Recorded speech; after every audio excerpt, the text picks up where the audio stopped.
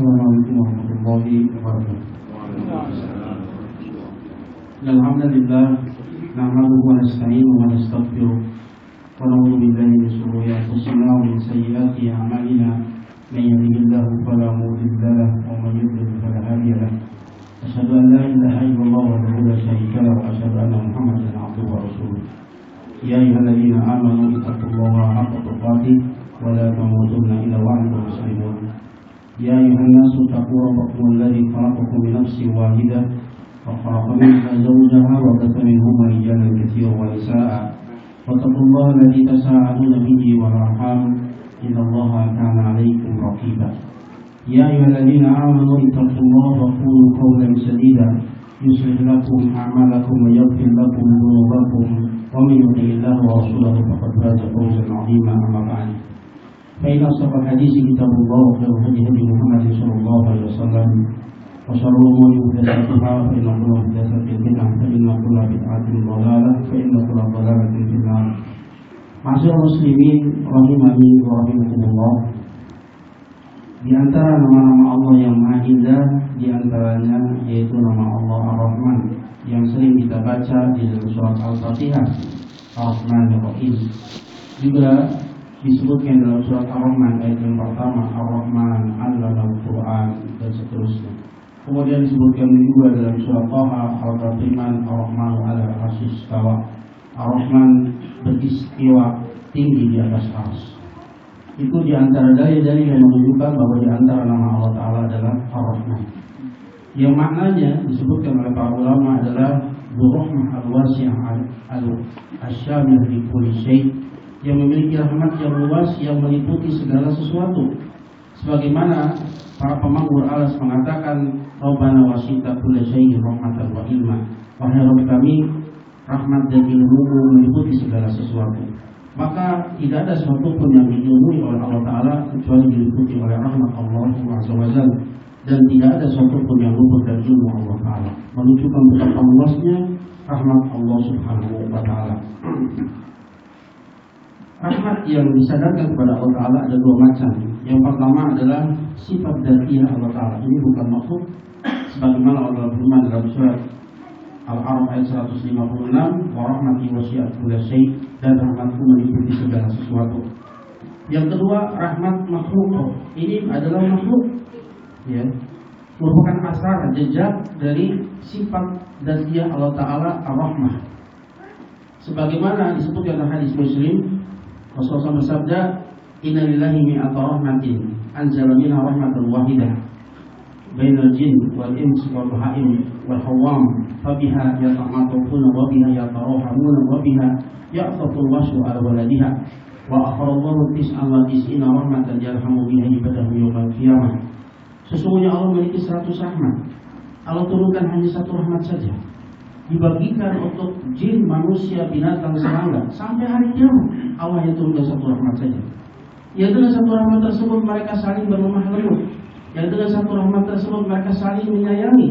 Yang dengan 1 rahmat tersebut binatang buas saja yang tidak ada belas kasihan itu lembut kepada anaknya. Dan Allah akhirkan 99 rahmatnya yang dengannya Allah merahmati hamba-hambanya nanti pada hari kiamat. Oleh karena dalam hadis Muslim, dalam hadis qudsi, Allah Ta'ala berfirman kepada surga, Anti rahmati arhamu bihi man asya. Wahai surga, aku adalah rahmatku yang denganmu aku merahmati siapa saja yang aku kehendaki. Oleh karenanya surga disifati oleh Allah Ta'ala, ada tuliyat li ibadiyah sholihin mala'in ra'at walau budus sami'at wal khatara ala qalbi bashar. Aku siapkan bagi hamba-hambaku yang soleh kenikmatan yang tidak pernah terlihat mata, kenikmatan yang tidak pernah terdengar oleh telinga, kenikmatan yang tidak pernah terbesit dalam hati manusia. Sehebat apapun kita membayangkan surga, yakinlah surga itu jauh lebih indah dari apa yang bisa kita bayangkan. Nah, ini semakin sudah rahmat. Yang satu saja kita sulit untuk bisa membayangkan. Para ulama berbicara tentang yang satu rahmat ini. Di antaranya Syekh Abdul Aziz bin Nasir al-Jilani dan kitabnya Walillahil Asmaul Husna fad'uhu. Beliau menyebutkan asar, jejak-jejak dari rahmat Allah yang satu ini. Ya, kita tidak sebutkan semuanya. Ya, kita sebutkan sebagian saja. Untuk agar supaya kita melihat betapa luasnya rahmat Allah SWT. Yang pertama, apapun yang Allah ciptakan, yang kita bisa mengambil manfaat darinya itu adalah jejak dari rahmat Allah Ta'ala, jejak kasih sayang Allah Ta'ala kepada kita. Maka semua nikmat yang kita rasakan, apa yang kita lihat berupa pemandangan yang indah, apa yang kita dengar berupa perkara yang merdu, yang enak didengar, perkara-perkara yang bermanfaat bagi kita, udara, air, makanan, minuman, semuanya nikmat yang kita rasakan itu asal dari rahmat Allah Ta'ala. Padahal nikmat saja kita tidak bisa menghitungnya. Wa in ta'udzu ni'matallahi la tuhsuha. Seandainya kalian menghitung itu nikmat Allah, pasti kalian tidak akan bisa menghitungnya. Dan di sisi ini saja kita sudah itu bisa menghitung. Bagaimana manfaat matahari, bagaimana udara, bagaimana manfaat bulan, dan seterusnya. Semuanya itu adalah asar jejak dari rahmat Allah SWT. Oleh karena Al-Imam Ibnu Qayyim dalam Mukhtasar Shawaikil Mursalah, dia mengatakan, anta law ta'amalta al-alam bi 'ainil basirah la ra'aitahu mumtali'an bi rahmah al-wahidah kam tila'il bahri bima'ihi wal jawi bi hawa'ihi. Anda seandainya Anda memperhatikan alam semesta ini dengan kacamata basirah, dengan ilmu, Anda akan melihat ya semuanya itu penuh dengan rahmat Allah yang satu ini. Sebagaimana samudra, sebagaimana penuhnya samudra oleh airnya, sebagaimana penuhnya angkasa oleh udara. Penuh dengan rahmat Allah, Allah Azza wa Jalla. Kemudian yang kedua, asar jejak dari kasih sayang Allah Ta'ala adalah berupa ampunan. Kulubnya ada khotok, setiap anak-anak itu khotok, banyak salah. Kita banyak salah. Kalau tidak ada ampunan Allah Ta'ala, kalau Allah tidak mensyariatkan taubat, apa terjadi? Kita binasa. Allah Ta'ala berfirman dalam surat Az-Zumar ayat 53, Qul ya ibadiyalladzina asrafu ala anfusihim la taqnatu min rahmatillah innallaha yaghfiru dzunuba jami'an innahu huwal ghafurur rahim. Katakanlah Rasul, wahai hamba-hambaku yang melampaui batas atas diri mereka, janganlah kalian berputus asa dari rahmat Allah. Apa yang dimaksud dengan rahmat Allah di sini? Sesungguhnya Allah mengampuni seluruh dosa. Apapun dosa kita, sebanyak apapun dosa kita, kalau kita taubat, Allah ampuni semuanya. Atai minad dzambi kama la dzambara. Orang yang bertobat dari dosa seperti orang yang tidak punya dosa. Ini bagaimana kasih sayang Allah SWT. Seberat apapun dosa kita, kalau kita memohon ampun kepada Allah Ta'ala, bertobat kepada Allah Ta'ala, Allah ampuni semuanya. Dan ini semua kita dapatkan dari makhluk. Karena kita punya Rabb yang maha pengampun, maha pemaaf. Ini nikmat yang besar. Sesungguhnya Allah maha pengampun lagi maha penyayang. Perhatikan hadis riwayat Bukhari Muslim ketika Rasulullah SAW bersabda, wallahu afrahu bi taubati abdihi hina yatubu ilaihi min ahadikum kana fi rahilatin bi ardil maratin fanfalatat minhu wa 'alaiha ta'amuhu wa sharabuhu fa ayasa minha fa'ata shajaratan fattaja'a fi dhilliha fa ayasa min rahilatihi fa bainahu wa kadzalik id huwa biha qa'imatun indah fa akhadha bi khitamiha thumma qala li shiddatil farah Allahumma anta 'abdi wa ana rabbuka akhta'a min shiddatil farah. Perhatikan hadis ini. Rasulullah bersabda, sungguh Allah lebih gembira dengan taubatnya salah seorang di antara kalian melebihi kegembiraannya salah seorang di antara kalian tatkala dia di atas binatang tunggangannya di padang yang sangat luas. Kemudian binatang tunggangannya itu kabur darinya, sementara di atasnya ada makanan dan minumannya. Dia cari-cari, dia putus asa dari binatang tersebut. Maka dia pun mendatangi sebuah pohon, berbaring di bawahnya, putus asa dari binatang tunggangan tersebut. Sudah mati. Pada masih yang begitu luas, binatang tunggangannya kabur, di atasnya ada makanan minuman. Tatkala dia dalam keadaan putus asa seperti itu, tiba-tiba dia dapati binatang tunggangannya itu ada di sisinya. Maka dia tarik tali kekangnya, kemudian dia saking gembiranya sampai salah ngomong. Dia mengatakan, Allahumma anta 'abdi wa ana rabbuk, ya Allah, engkau hambaku dan aku adalah Rabbku. Ucapan kekufuran yang nggak mungkin dia ucapkan kecuali dia karena salah ngomong. Akhta'a min shiddatil farah, saking gembiranya dia sampai salah ngomong. Ini menjadi dalil bahwa orang yang tidak sengaja mengucapkan kekufuran itu tidak dihukumi dengan kekafiran. Itu menunjukkan betapa gembiranya orang tersebut. Kenapa dia sangat gembira? Karena dia sangat butuh dengan binatang tunggangan tersebut, yang di atasnya ada makanan dan minumannya. Di awal disebutkan Allah lebih gembira dengan orang tadi. Pada Allah nggak butuh kepada kita, Allah tidak butuh dengan taubat kita. murni kasih sayang Allah. Allah sangat sayang kepada hamba-Nya. Kemudian di antara asar jejak kasih sayang Allah Ta'ala kepada hamba-Nya, di antaranya, dan ini yang paling besar, adalah Allah turunkan kitab, Allah utus Rasulnya. Allah berfirman dalam surat Al-Anbiya ayat yang ke-7, "Wa ma arsalnaka illa rahmatan lil alamin." Tidaklah kami mengutus wahai Rasul kecuali sebagai rahmat untuk sekalian alam. Dan Allah turunkan kitab, Allah berfirman, "Wa nazzalna 'alaikal kitab tibyanan likulli syai' wa hudan wa rahmatan wa busyra lil muslimin." Sungguh kami telah turunkan kepadamu Alkitab sebagai penjelasan atas segala sesuatu, sebagai petunjuk, sebagai rahmat, sebagai busyra, kabar gembira bagi orang-orang berserah diri. Allah turunkan kitab, Allah utus Rasulnya, Allah sebutkan sebagai rahmat. Ini rahmat terbesar, rahmat yang akan menghantarkan kita untuk mendapatkan rahmat yang 99 yang Allah siapkan nanti di akhirat. Kasih sayang Allah Ta'ala membimbing kita untuk bisa mendapatkan kebahagiaan dan keselamatan yang sesungguhnya di dunia dan di akhirat. Barakallahu li wa lakum wa lisa'il muslimin wal muslimat fastaghfiruhu innahu ghafurur rahim.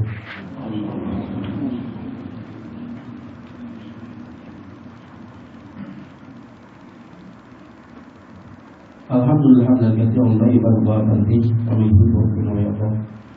Kemudian di antara asar kasih sayang Allah Ta'ala bahwa sesungguhnya Allah Ta'ala dialah Arhamur Rahim, yang paling penyayang dari para penyayang. Tidak ada yang lebih sayang kepada kita melebihi Allah Subhanahu wa Ta'ala. Dalam sebuah hadis diriwayatkan Imam Bukhari Muslim, diterima dari Umar bin Khattab radhiyallahu anhu. Kata Umar bin Khattab, disodorkan kepada Rasulullah SAW para tawanan. Kemudian Rasulullah SAW melihat ada seorang perempuan mencari-cari anaknya yang terpisah setelah peperangan.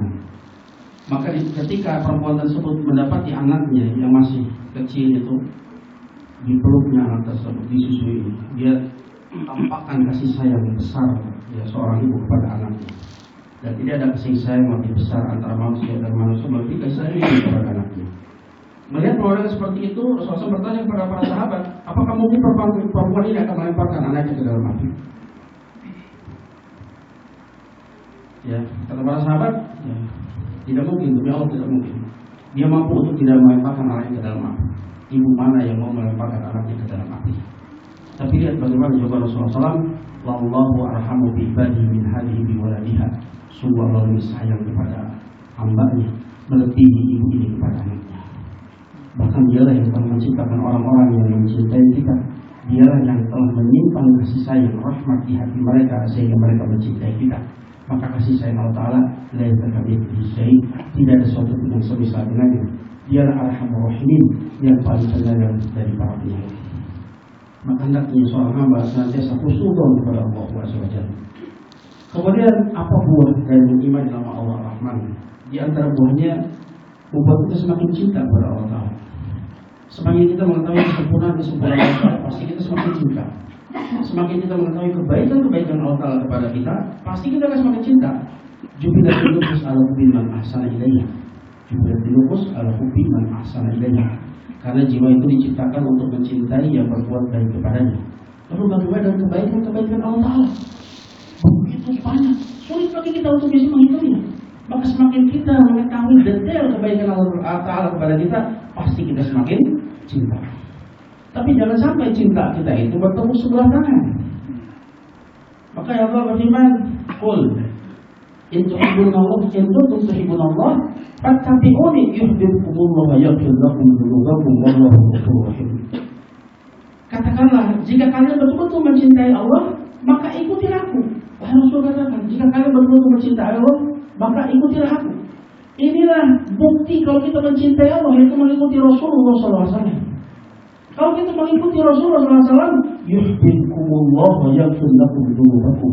Niscaya Allah akan mencintai kalian dan mengampuni dosa-dosa kalian. Sesungguhnya Allah Maha Pengampun lagi Maha Penyayang. Makanya kata para sahabat, laisa sya'nu an tuhib, walakinna sya'nu an tuhab. Yang jadi barometer itu bukan kau mencintai. Kalau mencintai semua orang mengaku mencintai Allah Ta'ala.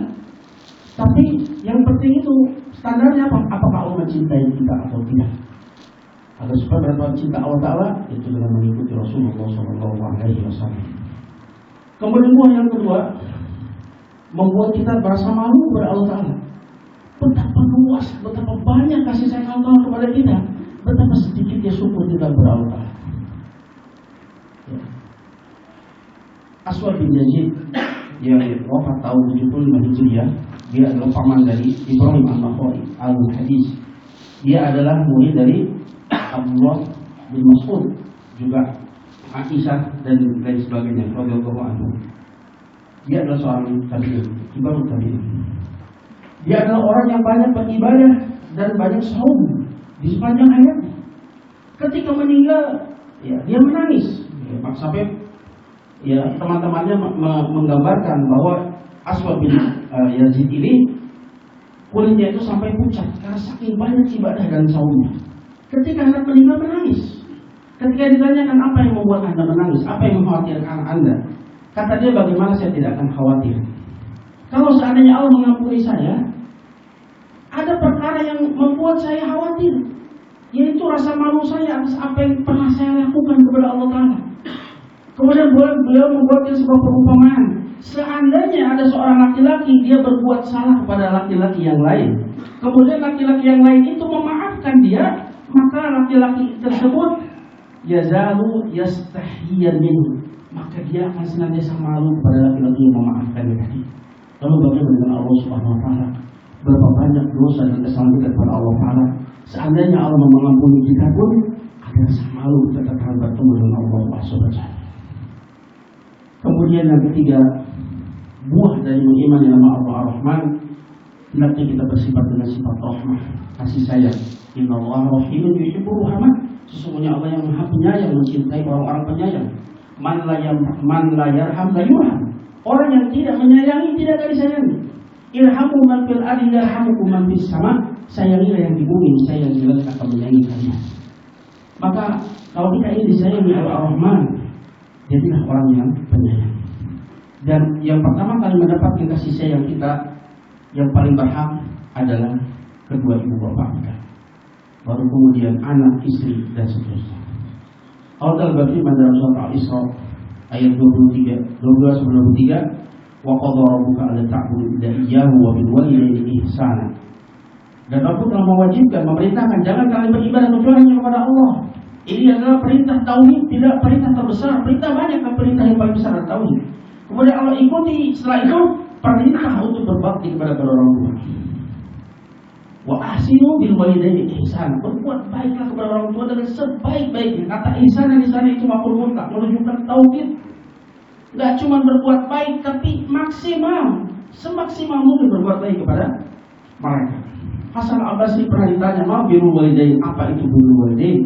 Kata Hasan Al-Basri, "Antab jalalahuma ma malakta wa antuti'ahuma fima amaraka bihi illa an yakuna maksiatan." Berbakti kepada orang tua adalah untuk mengorbankan apapun yang kau miliki untuk mereka berdua. Sebagaimana mereka berdua telah mengorbankan apapun yang mereka miliki untuk kita. Dan hendaknya engkau mentaati mereka berdua pada apapun yang mereka perintahkan, kecuali perintah tersebut berupa kemaksiatan. Lihat bagaimana Allah perintahkan untuk berbakti kepada orang tua setelah perintah tauhid. Wa imma yablughanna indaka al-kibara ahaduhuma aw kilahuma fala taqul lahumu uff wa la tanharhuma wa qul lahumu qawlan kariman. Dan jika salah satu atau keduanya itu sudah tua dan berada di dalam pengurusanmu, jangan sekali-kali kau katakan ma yatadajjar bihi, perkara yang mengganggu dia semuanya itu diharamkan.